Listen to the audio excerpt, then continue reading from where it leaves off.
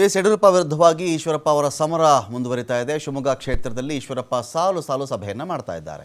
ತಮ್ಮ ಮನೆಯಲ್ಲಿ ಕಾರ್ಯಕರ್ತರ ಸಭೆಯನ್ನು ನಡೆಸಿದ್ದಾರೆ ಈಶ್ವರಪ್ಪ ಅವರು. ಸಭೆಯಲ್ಲಿ ಬೇರೆ ಬೇರೆ ಸಮುದಾಯದ ಸಾಕಷ್ಟು ಮುಖಂಡರು ಕೂಡ ಭಾಗಿಯಾಗಿದ್ದರು. ಚುನಾವಣೆ ಸ್ಪರ್ಧೆ ಸೇರಿದಂತೆ ಪ್ರಚಾರದ ಬಗ್ಗೆ ಕೂಡ ಈಶ್ವರಪ್ಪನವರು ಚರ್ಚೆ ಮಾಡಿದ್ದಾರೆ ಅಂತ ಹೇಳಲಾಗಿದೆ. ಪ್ರಚಾರಕ್ಕೆ ಸಂಬಂಧಪಟ್ಟಂಥ ಸಭೆಯನ್ನು ನಡೆಸಿಕೊಂಡಿದ್ದಾರೆ. ಚುನಾವಣೆಯಿಂದ ಯಾವುದೇ ಕಾರಣಕ್ಕೂ ಹಿಂದೆ ಸರಿಯುವಂತಹ ಮಾತೇ ಇಲ್ಲ ಅಂತ ಈಶ್ವರಪ್ಪ ಅವರು ಹೇಳಿದ್ದಾರೆ. ಈಗಾಗಲೇ ಎಲ್ಲ ಮಠಾಧೀಶರನ್ನು ಭೇಟಿ ಮಾಡಿದ್ದೇನೆ, ಮಠಾಧೀಶರು ಒಳ್ಳೆಯದು ಆಗಲಿದೆ ಅಂತ ಆಶೀರ್ವಾದ ಕೂಡ ಮಾಡಿದ್ದಾರೆ.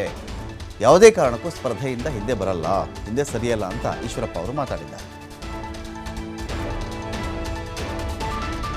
ಈ ದಿಕ್ಕಿನಲ್ಲಿ ಈಗ ಯಾವ ರೀತಿಯಲ್ಲಿ ಚುನಾವಣೆಗಳು ಮಾಡಬೇಕು ಅಂತ ನಿಮಗೇನು ಹೇಳೋಂಥ ಅವಶ್ಯಕತೆ ಇಲ್ಲ. ನಾನು ತುಂಬಾ ನಿಮಗೆ ಸ್ಪಷ್ಟವಾಗಿ ಹೇಳ್ತೀನಿ, ಲೋಕಸಭೆ ಚುನಾವಣೆ ಮುಗಿತಿದ್ದಂಗೆನೆ ಕಾರ್ಪೊರೇಷನ್ ಮತ್ತು ತಾಲೂಕ್ ಪಂಚಾಯತ್ ಜಿಲ್ಲಾ ಪಂಚಾಯತ್ ಚುನಾವಣೆ ಬರುತ್ತೆ. ನೀವುಗಳು ಕಾರ್ಪೊರೇಷನ್ ಚುನಾವಣೆ ಬಂದಿದೆ, ಗ್ಯಾರಂಟಿ ನಿಲ್ತಿಯೇನಪ್ಪ ಆ ಮಾತು ಅವ್ರ ಪ್ರಶ್ನೆ ಕೇಳಿದ್ರು. ಇವತ್ತು ಇಡೀ ಜಿಲ್ಲೆನಲ್ಲಿ ರಾಜ್ಯದಲ್ಲಿ ಒಂದು ಪ್ರಶ್ನೆ ಇದೆ. ಇನ್ನು ಅವ್ರ ಮನೆಗೆ ಯಾರೋ ದೊಡ್ಡವ್ರು ಬಂದ್ಬಿಡ್ತಾರೆ, ದೊಡ್ಡವ್ರು ಫೋನ್ ಮಾಡ್ಬಿಡ್ತಾರೆ, ಈ ಪಾರ್ಟಿ ನಮ್ಮ ತಾಯಿ ಅಂತ ದೊಡ್ಡವ್ರು ಹೇಳಿದ ಮೇಲೆ ವಾಪಸ್ ತಗೊಂಡ್ಬಿಡ್ತಾರೆ. ಇದು ಇನ್ನೂ ಅನೇಕರ ಮನಸ್ಸಲ್ಲಿ ಇನ್ನೂ ಇದೆ. ಇಲ್ಲ, ನಾನು ಯಾವುದೇ ಕಾರಣಕ್ಕೆ ನಿಲ್ತೀನಿ, ಗೆಲ್ಸಕ್ಕೆ ಆಶೀರ್ವಾದ ಮಾಡಿ ಅಂದೆ.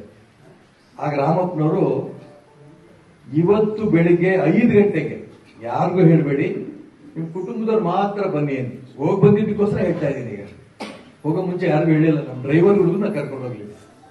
ನಾನು ನಮ್ಮ ಮನೆಯವರು ಕಾಂತೇಶ ನಮ್ದು ಸೊಸೆ, ಅವ್ರು ಯಾರೊಬ್ರು ಬಹಳ ದೊಡ್ಡ ವಿದ್ವಾಂಸರನ್ನ ಕರೆದು ಅವ್ರ ಮುಖಾಂತರ ಪೂಜೆ ಮಾಡಿ ಆಶೀರ್ವಾದ ಮಾಡ್ತಾ ಇರೋಂಥ ಸಂದರ್ಭದಲ್ಲಿ ನನಗೇ ಆಶ್ಚರ್ಯ ರೀತಿಯಲ್ಲಿ ತಲೆ ಮೇಲಿದ್ದಂತ ಪ್ರಸಾದ ಲಬಾರಂತ ಕೆಳಗಿತ್ತು. ಗ್ಯಾರಂಟಿ ನಿಲ್ತಿಯೇನಪ್ಪ ಆ ಮಾತು